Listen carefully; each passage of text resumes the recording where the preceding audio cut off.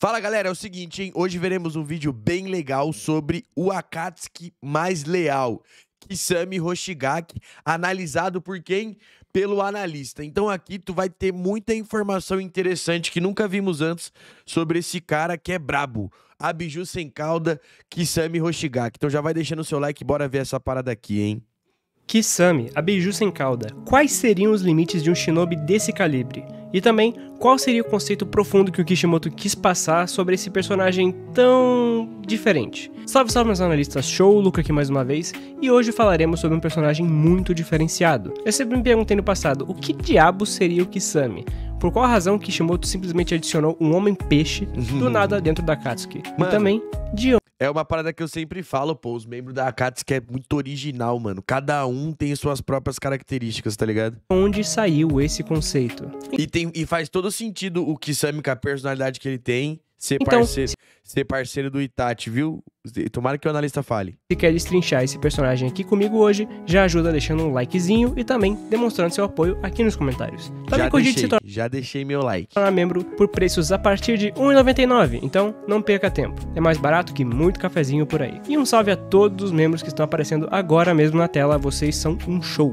E bora pro vídeo. Sim, temos um atum na Akatsuki, mais especificamente um tralaleiro tralalá que fala Ikima desu ne a cada 5 minutos. Notoriamente, Qual é essas? O analista fazendo piada de jovem, né?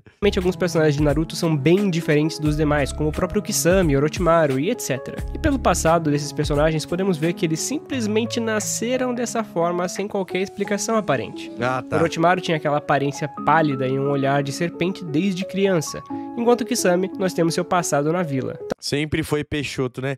E ele é da névoa, o pessoal da névoa é meio Peixoto. Também tem todo o conceito do clã Hoshigaki, que tem guelras, e o cara era o único que tinha pele azulada a princípio. O próprio nome Samehada tem dois kanjis, Same, que significa tubarão, e Hada, que significa pele, ou seja, pele de tubarão. E obviamente o Same de Samehada também se aplica a Ki-Same. O kanji Ki significa nesse caso o mesmo do kanji para Oni, e Same continua significando tubarão. Ou seja, Ki-Same significa tubarão demoníaco. Numa tradução mais que livre, legal. até porque o kanji de Ki não é diretamente do Japão, tem uma adaptaçãozinha ali do kanji e tudo mais. Mas por que o conceito escolhido para Kisame foi de um tubarão? Em um flashback breve antes de morrer, Kisame se lembra de uma conversa que ele teve com Itachi. Na verdade, ele se lembra da primeira conversa que ele teve com Itachi. A conversa que tiveram quando ele havia recém-entrado na Akatsuki. Nesse diálogo, podemos entender quase por completo o conceito do Kisame. Ele é um predador, e diz a Itachi que ambos são iguais no sentido de matarem seus coterrâneos por ordens superiores. Nesse momento, Itachi desconversa e diz que o Kisame na verdade era só mais um bandido comum e que eles não eram iguais. Isso ficou tão impregnado Você não é igual a mim. na mente do Kisame, que é inclusive um dos seus últimos pensamentos em vida. Mas o mais E é um dos primeiros diálogos com o Itachi, pra você ver como que o Itachi consegue entrar na mente de qualquer um, né? importante para a simbologia do tubarão desse flashback é a questão em que o Kisame fala sobre a natureza dos tubarões em seu nascimento. Tubarões antes de nascer devoram seus próprios irmãos dentro do abdômen da mãe. Caraca. E só então são expelidos. Esse tema também é visto em Bleach com Halibel, sendo uma personagem que tem o tema de tubarões e é ligada ao sacrifício, enquanto Kisame vai mais pro lado da lealdade, o que acaba sendo bem similar de certa forma. Kisame continua falando com Itachi sobre a questão do canibalismo entre tubarões, o hábito de ter que devorar seus semelhantes desde seu primeiro momento em vida para conseguir sobreviver. Um mundo cruel. E o passado de Kisame se trata exatamente disso. Uma característica legal que vocês podem observar é que os ninjas da Vila da Névoa, a grande maioria, pelo menos os caras, né, tem o dente serrilhado, tá vendo? Esse aqui, ó, é o Fuguki Suikazan. O cara que tinha Samehada, ó, dentinho serrilhado. Em seu passado, Kisame trabalhava para Fuguki, um dos superiores da Vila da Névoa, e ele tinha uma missão muito importante, a qual ele deveria ir junto de um grupo de escolta para guardar informações sobre sua vila. E a missão era simples, porém Konoha estava atrás das informações em um grupo liderado por ninguém mais, ninguém menos que Ibiki Morino. Moleque, vocês têm noção que o Kisame peidou pro Ibiki Morino? Ibiki Morino brabo, pô, um dos meus ninjas favoritos. E se você conhece o Ibiki Morino, sabe que ele é especialista em retirar informações via tortura. Kisame fez exatamente como sua missão situação demandava e atacou seus próprios companheiros, matando todos eles para que nenhum fosse capturado e as informações fossem vazadas para Konoha. E depois fugiu com bem mais facilidade. É interessante pensar que se ele não tivesse feito isso e algum deles tivesse ficado vivo, o Ibiki poderia torturar e adquirir as informações. Querendo ou não, fazendo o que ele fez, foi sim um ótimo meio de assegurar a integridade das informações, mesmo com a frieza e a crueldade. E tudo isso para Fubuki ir lá e vender as informações no final de tudo. Pois é, feito isso, Kisame foi atrás dele e matou o Fubuki e roubou a Samerrada para si. A loucura é a facilidade que o Kisame matou o Fubuki, né? Mas olha esses bagulho, essas estacas com corrente, o que será que é? Um pouco incerto se o Kisame fez isso por Fubuki ter traído a vila ou se ele foi amando do próprio Mizukage. Mas é fato que a partir... Não, pô, isso aí foi o Fubuki, ele descobre que o Fubuki traiu lá a vila e matou, porque na sequência o Mizukage aparece. A partir daquele momento ele passa a ser oficialmente um dos subordinados do Yagura, e de quebra também descobre que o mesmo estava sendo manipulado diretamente por Tobi, ou melhor dizendo, o tal Uchiha Madara. Nessa cena vemos também que Kisame estava cansado da vida de manipulações e de matar outros shinobis puramente por ordem sem sentido. A instrumentalização no mundo ninja, e mais especificamente na Vila da Névoa, já haviam o consumido bastante, e isso deu a Kisame uma breve crise de identidade sobre quem ele é de fato, perdido na densa névoa de sua própria vila. Kisame já não sabia mais o que fazer ou como prosseguir, até que Madara se revelou e deu a ele uma alternativa, um mundo sem mentiras, onde ele poderia finalmente ter uma vida honesta e sem ter que matar os outros deliberadamente. E é loucura porque o plano do Olho da Lua é um mundo de mentira, só que a maior mentira é cada um com a sua própria mentira, né? E com esse objetivo em mente, ele se joga de cabeça na Akatsuki. O mais irônico disso tudo é que ele busca a verdade em um mundo de mentira, e também o fato dele ir contra sua própria natureza. É maluquice que ele busca a verdade no mundo de mentira, mas é jogado pra um ciclo de mais mentira ainda. Porque meio que, tipo assim, a Akatsuki é uma organização formada em cima de mentira, até porque o Obito manipulou o Nagato. Aí vão pegar as biju e trazer o plano do Olho da Lua, que é outra mentira, que é o Tsukuyomi Infinito, que é um mundo de ilusão. E ainda por cima o Kisame foi colocado como parceiro de um ninja que até então é um agente duplo da Akatsuki, que é o Itachi, né? Que meio que não fez missões diretamente em prol da Akatsuki, meio que só enrolou e conseguiu passar info, tá ligado? Então meio que o Kisame tá envolto em 3 camadas de mentira, mano. O tubarão canibal que deveria trair seus irmãos é aquele que foi um dos, se não o mais leal da Akatsuki. Loucura, né? E isso nós vamos falar em outra hora, mais especificamente sobre sua morte. Mas antes, vamos adentrar um pouco mais sobre as principais intrigas de Kisame e também sobre o seu passado em Naruto Clássico. Em Naruto Clássico, Kisame já surge sendo um shinobi de renome, estando ao lado de Itachi na breve invasão de Konoha. Lá o papel deles é muito simples, e uma coisa interessante de se ressaltar é que Itachi consegue adentrar na vila sem ser reconhecido pela barreira, exatamente por já ter sido um ambu e saber o código para entrar e sair da vila. Legal esse detalhe. Sem ser percebido. Assim, Itachi e Kisame adentram em Konoha e já são reconhecidos pelo grupinho dos Jonins bolados, Asumi Kurenai. E eles até conseguem segurar os dois Nukenins por um bom tempo, mas Itachi acabou dando o famoso sacode na Kurenai e o Asuma trocou breves golpes com o Kisame. E também foi ali onde vemos em primeira mão o visual revelado da Samerrada, pelo menos parcialmente. Além do fato de que o visual do manto da Akatsuki também era diferente, pois ele não tinha 2 mangas. Isso é muito maneiro, não sabia, fui saber recentemente. Sim, o manto tinha apenas uma manga originalmente, e a maioria dos quadros em que as 2 mãos do Kisame aparecem se deve pelo fato dele passar o braço por debaixo do manto. Só atrapalha, pô. E não através de uma manga. O que de fato não é nada prático para um espadachim, mas fica muito legal. Isso também explica o porquê do Itachi fazer aquela pose, abrindo o manto e apoiando o braço, já que ali originalmente não tinha uma manga para aquele braço escapar.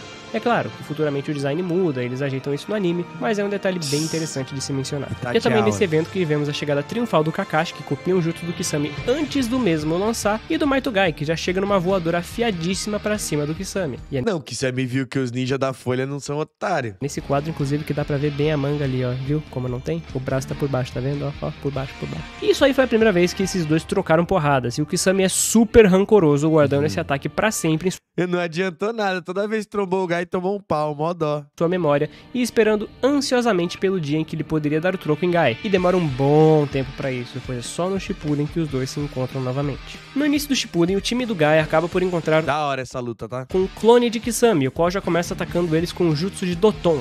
É, senhores, Kisame possui um jutsu de estilo Doton que permite que ele mergulhe na terra e se desloque em alta velocidade. Assim como um tubarão, tá ligado? Uma grande Presa de tubarão andando sobre o chão. Uma técnica que transforma a terra em torno do usuário em um fluido. Aproxima-se do inimigo com grande velocidade por baixo da terra.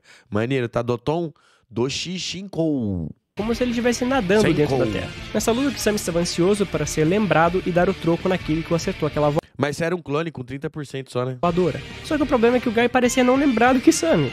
O que de certa forma até faz sentido, visto que aquilo lá foi uma luta bem breve e o Guy também teve que ficar olhando pra baixo na presença do Itachi, né? Então verdade. ele não lembraria direito do rosto do Kisame, não, né? De todo modo, o segundo round acontece e só aquele Nossa, esse jutsu do Kisame que ele cospe um oceano é muito louco. clone de 30% do chakra do Kisame já foi suficiente pra inundar completamente o local. Só com essa baixa porcentagem, o Kisame já deu conta de enfrentar Lee, Neji, Tenten e aprisionar todos em esferas d'água, restando apenas o Guy para salvá-los. E ele salva. O cara é um absurdo mesmo, mas ele é obrigado a abrir o sexto portão. O Kisame apanha mais uma vez pra besta de Konoha, mas dessa vez com o sexto portão interno do Guy, o portão da visão. Com o sexto portão aberto, o Kisame nunca tinha enfrentado o Guy diretamente nesse estado, e ali só resta o churrascamento pro nosso Lambari, porque ele acaba tomando Ele faz o pavão do amanhecer. Acho muito louco esse jutsu. um Asakujaku, o pavão do amanhecer, diretamente na fuça. E pois é, por mais que o nosso Kisame seja assim muito poderoso, o Guy é quase um counter natural pelo uso proeficiente de Taijutsu, ou seja, os 30% de chakra do clone do Kisame não foram capazes de tancar o Guy, e ele ficou ali, mais uma vez, à mercê de uma revanche. E relaxa, porque essa revanche chega assim, mas é só Tomou outra sua. nos primórdios anteriores da Guerra Ninja, onde o Kisame se infiltra na Ilha Tartaruga e ele é o cara perfeito pra isso, porque ele é Abiju sem cauda. Uma missão de infiltração, busca por informações e captura da Oito Caudas é perfeita pro Kisame, pois, como bem sabemos, ele é amplamente conhecido como Abiju sem cauda. E também, o Trilha sonora tá meio alta, hein, analista? Trilha sonora, ou não, é impressão minha. melhor Akatsuki para a captura de bijus, graças a seu chakra monstruoso, sua alta resistência física e também pelo hacks de absorção de chakra e ninjutsu. Você vai falar com ele de derrota o Roshi? Sozinho foi capaz de derrotar o Roshi em seu estado com mais experiência graças à idade e também saiu praticamente ileso da batalha. Lembrando que o Roshi é um dos Jinchurikis mais experientes e poderosos no sentido de controle da biju e Mas aí eu acho que randomizaram os Jinchurik. é Kegekai elemental, podendo fazer uso livremente de bijudamas com transformação parcial ainda por cima. O próprio Kisame disse que a luta foi acirrada e que foi um oponente perigoso, mas que conseguiu derrotar apesar da fusão problemática de elementos. E nós nunca vimos essa batalha, mas podemos imaginar que Kisame deve ter tido sim um grande trabalho para enfrentar o Roshi, também pela questão da Samerrada não gostar de absorver fogo devido ao calor. Então. De todo modo, Kisame é certamente um monstro para conseguir bater de frente com seres desse nível em uma disputa de chakra contra chakra e sair de boa. Com isso em mente, ele foi mandado por Tobi para a missão de encontrar o Naruto, o Bi, e tentar passar essa localização para Akatsuki. E não demora para vermos essa batalha dele contra o Bi. É bem interessante de ver que o Kisame consegue também rastrear chakra a grandes distâncias com o sensoriamento da Samerada. E foi assim que ele chegou até o Bi Isso eu não sabia não. Assim, a Samerada tem um sensorial bom? após a sua fuga do Sasuke. A batalha contra o Bi começa bem dinâmica e com Boa luta essa aí, tá? o auxílio do Sabu e o seu guaxinim gigante, o Ponta, que estão lá mais pra atrapalhar do que qualquer outra coisa. É verdade. O problema é que o Kisame acabou enfrentando só ninja muito poderoso, pô. Killer Bee Guy, mano.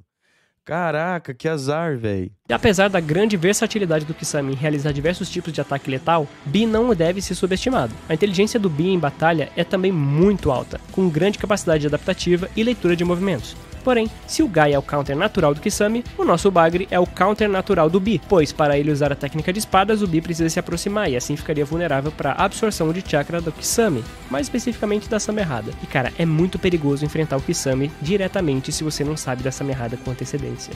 Porque qualquer mole que você dá, ela absorve muito chakra em pouquíssimo tempo. E sim, o Bi é um Jinchuriki, e realmente não daria para absorver tudo de uma vez só. O Bi até tenta sobrecarregar a Samerada e atacar diretamente antes da absorção nerfar o ataque. E funciona.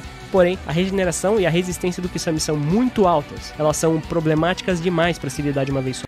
Essa resistência aí do Kisame aí é muito maneira, tá? É absurda, pô. Não lembro ter visto outro ninja normal fazendo isso aí, não.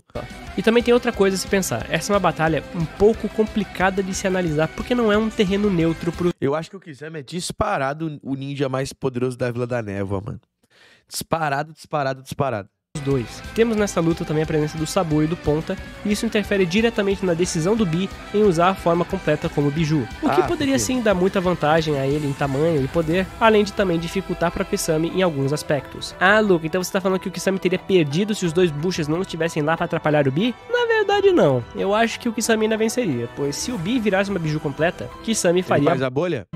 da mesma forma que ele também fez, pra ganhar terreno e também pra entrar em contato com a água. Mesmo que o Bi usasse uma Bijudama ou algo do gênero, que é muito grande e com alto poder destrutivo, o Kisame poderia usar seu trunfo, o seu Megalodon, que absorve chakra e devolveria o ataque ainda mais forte contra o Bi. Então não, acho que o Bi nunca teve chance contra o Kisame, pelo menos ao meu ver. Embora o que temos visto, na verdade, foi sim um verdadeiro massacre dentro da bolha, essa bolha somada com a simbiose da Samerrada com o Kisame dão... Tem tudo a ver, né? Tipo assim, o Kisame deveria ter nascido... Tipo assim, deveria ter tido alguma... Vamos lá, tipo, na origem dele, fizeram experiências com a Samerrada e ele.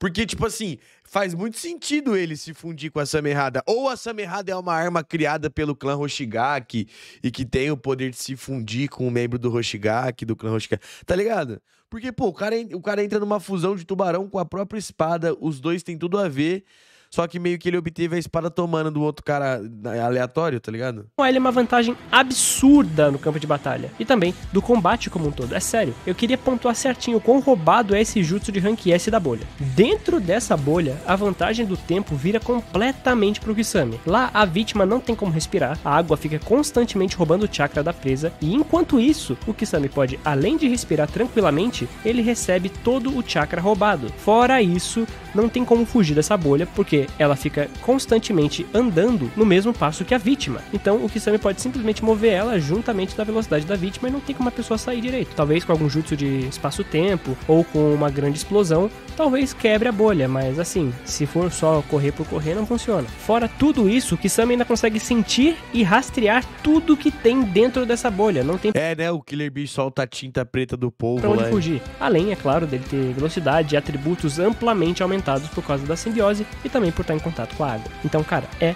bem roubado esse jutsu de Rank S. E sim, o Bi fica completamente acabado depois desse jutsu e poderia ter sido o fim da sua vida ali mesmo. Porém, acontece o que ninguém poderia prever. Samerrada... Papo reto. Caraca, então o Kisame teria derrotado o Killer Bee se a Samerrada não traísse, né? Loucura essa parada, mano. Ela se apaixona pelo chakra do Bi e trai o Kisame. Essa traição, apesar de ser muito conveniente pro roteiro naquele momento, tem sim uma ótima profundidade e também um bom conceito. A traição da Samerrada vai de É da hora quando ele dá uma bica na Samerrada, né? A Samerrada trai ele dá uma bicuda na Samerrada. Encontro com tudo que falamos sobre o passado do Kisame, em que ele traía de um a um seus companheiros por priorizar a missão em detrimento dos seus sentimentos. Samerrada faz o oposto, ao trair a missão de Kisame em prol dos seus próprios sentimentos em busca de um chakra mais aconchegante e menos negativo.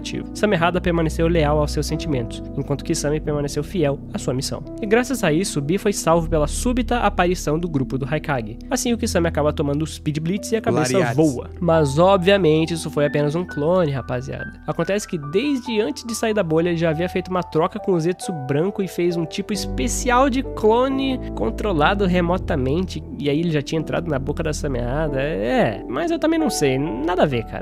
Mas enfim, o que importa é que ele voltou depois de vários capítulos. Não, e olha o jeito que ele entra na boca da Samerrada também é muito louco. Já na Ilha Tartaruga, ele tinha consigo todas as informações prontas para entregar para o Tobi. Tudo que ele precisava fazer era vazar de lá. Porém, conforme Naruto evoluiu em seu treinamento, seu sensorial de emoções também aumentou consideravelmente. E não é só chakra, é emoção mesmo. O Naruto tem esse poder, ele consegue sentir emoções negativas. Mesmo que o Kisame tenha a capacidade de mimificar seu chakra junto da Samerrada de uma maneira praticamente indistinguível, Naruto foi capaz de sentir as emoções negativas de Kisame e aí todo o seu disfarce foi por água abaixo. Entendeu? Água, Kisame, água abaixo. A piada foi boa, vai. Beleza, e agora a gente vai pra parte boa. A última luta de Gai versus Kisame. O encontro já começa com o Gai dando de cara com aquela forma horrível do nosso Lambari, meio misturado com a Samerrada. E aí, se ele nunca conseguiu lembrar do rosto do Kisame, não seria agora que ele conseguiria. Aliás, ele confunde o Kisame com um baiacu, pra tu ter uma noção. Coitado do Kisame. E aí, o nosso peixinho fica... Olha, ele tá magrelão. Magrinho, porque a Samerrada rouba grande parte do chakra dele para devolver pro Bi, mas aí o Kisame rouba de volta, e um detalhe interessante de se observar é que nessa troca-troca de chakra, temos um fator bem interessante que é do Kisame por si só já possuir a capacidade de absorver chakra de maneira independente. Pô, muito maneiro, tá? Esse poder, o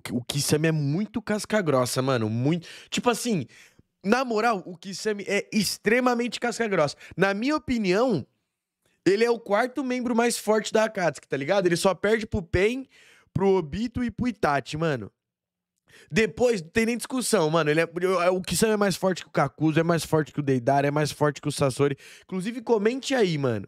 Kisame brabo. Mesmo sem ter essa amerrada na mão. Isso é mostrado quando ele rouba o chakra do Aoba. E aí, beleza, rola toda uma perseguição, porque o Kisame tá pronto pra fugir, e o Maitogai vai atrás, e claro, tudo isso pra O Maitogai não deixa o Kisame fugir, não, filho. deixar a gente já preparado pra ver ele se enfrentando longe do grupo e ter aquele famoso X1 de respeito. E beleza, Kisame entra nesse cenário com uma gigantesca vantagem por causa do oceano da Ilha Tartaruga, mas o Guy não se importa com isso. Até porque ele já começa a lutar no 6º portão, o mesmo que ele usou pra vencer aquele clone de 30% de chakra lá no começo do Shippuden, lembra? Até porque nesse estágio aí o Guy já quer que se foda, vamos pra cima, pô. A diferença é que agora a gente tá falando de um Kisame com 100%, ou algo perto disso, já que ele conseguiu recuperar bastante chakra do que ele já tinha. Só pra começar a brincadeira, né, porque ele tem que também esconder o pergaminho, ele já começa soltando de boinha, assim, nada 1000 tubarões, né? mais nada menos que 1000 tubarões de água contra o Guy. Meu amigo, se você acha que 100 marionetes do Sasori já é um batalhão, imagina 10 vezes esse número em uma tsunami de tubarões explosivos. Verdade.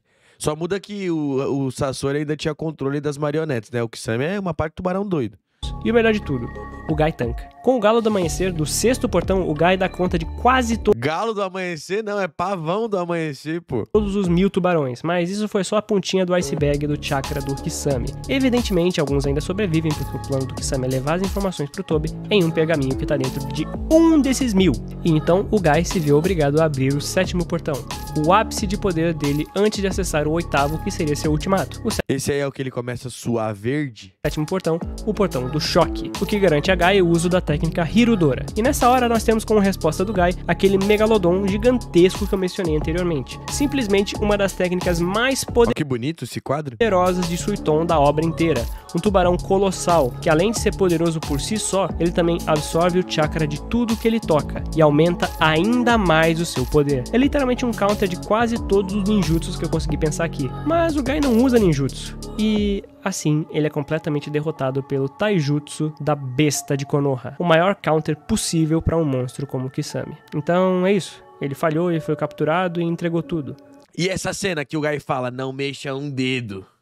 Que o Kisame vai só dar uma mexidinha no dedo e ele toma um socão. Calma que agora vem a melhor conclusão possível para esse personagem. A morte. A morte de todos os Akatsuki é sempre emblemática. Kishimoto sabe cozinhar muito bem a conclusão desses personagens, mesmo que às vezes a execução para isso deixe a desejar em alguns pontos. Mas a do Kisame não deixou a desejar em nada, ao meu ver. Rendido e pronto para ter suas informações tomadas de seu subconsciente, Kisame preferiu morrer a entregar as informações para o inimigo. Sua última ação foi exatamente o que ele disse a Itachi: canibalismo, mas com a grande diferença de que foi completamente na mesma linha que o Itachi ao mostrar que ele também era humano e não meramente um tubarão sanguinário. Que apesar de viver em um mundo de mentiras, ele permaneceu verdadeiro ao seu ideal até o fim. E Kisame é exatamente isso. É o tubarão demoníaco que eu falei no começo. Ele é um personagem que representa a verdade monstruosa de um sistema que cria aberrações em prol de uma ordem falsa. Seu fim fora tão grandioso que fez o próprio Guy, que lutou contra ele tantas e tantas vezes, finalmente reconhecer como alguém